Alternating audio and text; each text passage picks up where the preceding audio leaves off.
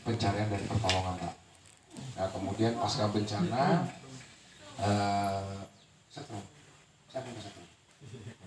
Alhamdulillah. Masih kesetrum, Pak. Iya, ya. Nah, akhirnya pada saat itu kami berpikir, Bapak, ya kan? Saya sederhana, Pak. Mungkin kami bukan relawan, kami sama seperti bapak-bapak, kami berangkat dari relawan. Kami juga sama-sama dulu bagaimana merasakan makan pakai nasi bungkus segala macam, ya kan? Sampai kita juga berpikir, kok yang sekarang dipikirkan tuh bagaimana istri saya bisa diungsikan, kemudian anak-anak saya bisa punya generasi, punya masa depan, ya kan? Nah, akhirnya memang hanya lebih sedikit mempunyai pengalaman, ya. Jadi memang kalau di kami itu berangkat dari Yayasan Rumah Cakrawala Indonesia, Pak, ya. Kalau memang nanti ingin paham bahwa kami memang spesialis kami itu di gunung api, Pak. Jadi kami itu di gunung api, gempa bumi, dan pergerakan tanah. Nah, kebetulan memang kemarin itu kami sudah memprediksi kemungkinan adanya megatrust. Jadi kami harus menyusun terkait dengan modul kesiapsiagaan gempa bumi, Pak. Karena kalau bicara gempa bumi ini, megatrust itu isunya kan sudah luar biasa, ya, Pak, ya. Karena memang kalau kami memprediksi megatrust itu kalau memang sampai terjadi, Pak, itu Indonesia tidak akan siap, Pak. Ya, kenapa kami bicara tidak akan siap? Karena kurang lebih sekitar kami memprediksi 1.200 gedung pencakar langit di atas 5 lantai itu akan roboh. Jadi nanti kalau misalnya terjadi megatrust itu Jakarta 60% penduduknya akan hilang.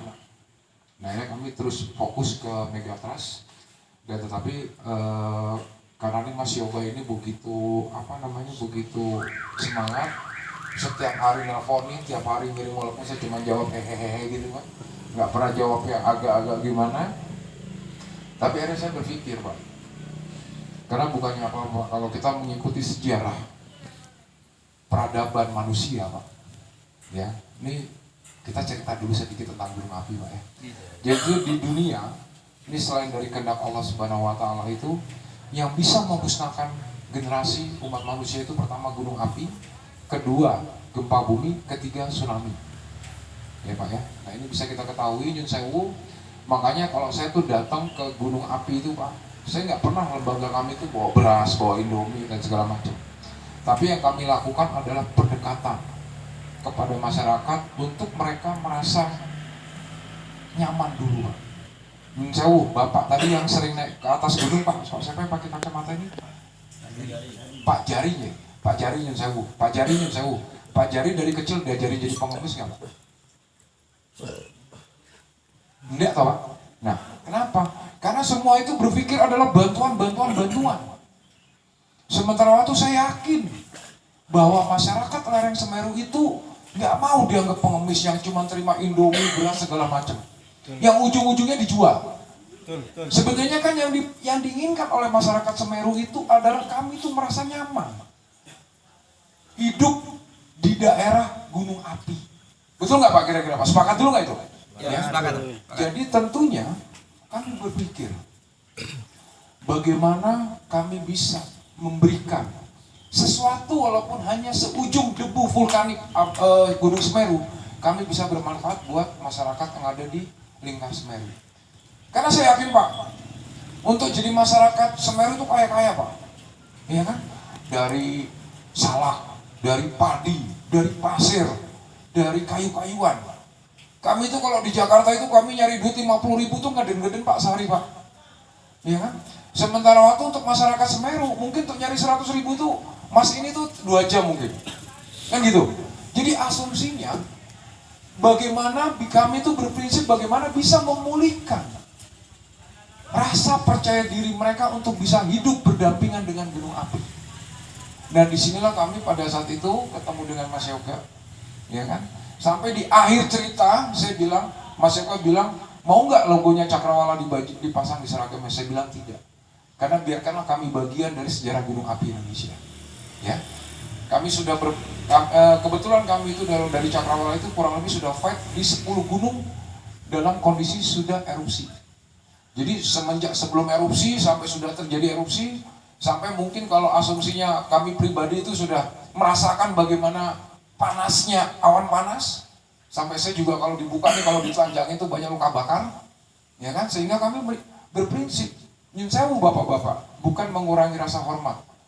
Keluarga-keluarga kita sudah menjadi korban dan sudah dimakamkan, dan kemungkinan ada juga yang menjadi pemakaman massal di pemakaman umum penanggal ya Pak ya. Nah, tetapi kita harus berprinsip bagaimana generasi kita. Pak Jarit nyun sewu punya putra Pak. Nyun sewu pengen putranya hilang Pak. Ayo, kan nggak ada kan Pak. Kalau kita yang sudah tua-tua Pak, besok mati bisa Pak, udah bawa tanah semuanya kita Pak. Tapi kan kita harus punya prinsip bahwa generasi kita itu bisa menatap masa depan yang lebih baik. Sepakat nggak? Nah, itu yang harus kita tanamkan dulu ke diri kita. SCC terbentuk bukan karena ada donasi Pak. SCC terbentuk karena keinginan rekan-rekan sendiri. Dasar kemanusiaan. Atas dasar kemanusiaan. Karena ingat Pak, Rasulullah saja sudah bilang, namanya membantu orang itu bukan lagi panggilan hati, tapi kewajiban umat manusia. Ini saya betul nggak Pak Ustadz? Betul. Ya, jadi tentunya nanti kita membangun SCC itu jangan lagi berpikir berharap donatur. Ayo kita membangun untuk siapa? Untuk anak-anak kita, untuk generasi kita, untuk siapa lagi? Untuk Lumajang. Ya, itu ada adik saya itu dari Akbar itu dia di mana? Selo Kambang Pak. Dia itu pada saat operasi SAR gabungan dia bilang, saya mau nolong orang Bang, gimana caranya? Ayo ikut saya latih Anda.